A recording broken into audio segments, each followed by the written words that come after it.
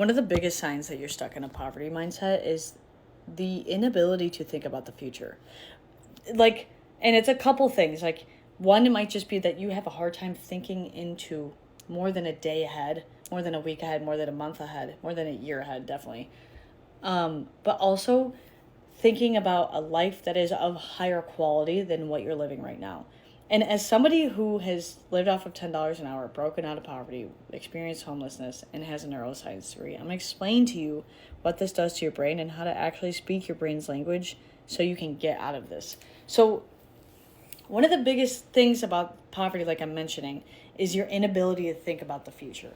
And this requires a part of your brain called the prefrontal cortex. Your prefrontal cortex is in charge of impulse control, decision making, planning for the future, and complex decision making.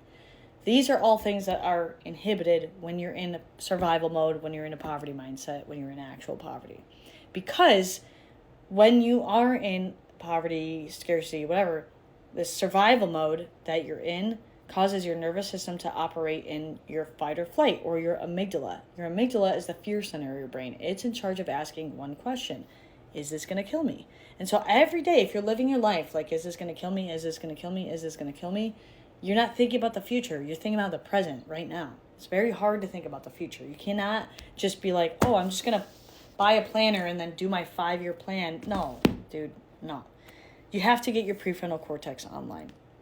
So what you do is two things. One, you do get a planner, yes, or you get a template, or you get a notebook, whatever. You get something where you do think about the future. And you do two things. One is you sit down and you journal out like a fantasy reality of like what house you'd want to live in, what car you'd want to drive, who you want to marry, what clothes you want to wear. Why? Because this gets the senses involved. Okay, seeing, feeling, taste, touch, hearing, all of it. You want to get the senses involved. Why? Because this is creating new fake memories in your brain. And your brain doesn't know the difference between a lived experience and imagined reality. Okay? So one, you're getting your hippocampus online. You need your hippocampus in order to think about new goals. Okay? Two, you need to get your prefrontal cortex online. Thinking about the future is one of the best ways to get your prefrontal cortex online. But it's funny because it's like you have to think about the future in order to get better at thinking about the future, making decisions about the future.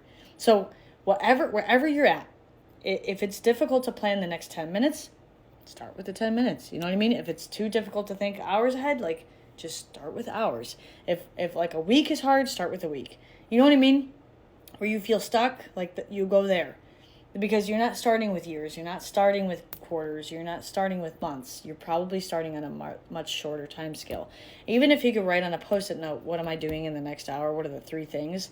Just doing that every single day repeatedly is going to help get your prefrontal cortex online. It's going to help exercise that part of your brain that you need in order to think about the future. The third benefit that you get from all of this is that it turns the volume down on the amygdala, the fear center of your brain. Okay? If you can input new sensory information into your brain and get the hippocampus to light up in a new way to create new memories, that's going to help you think of a vision for yourself that's different. If you get the prefrontal cortex online, that's going to help you make better decisions, like regulate your emotions, be better at impulse control, and start thinking on a longer time horizon.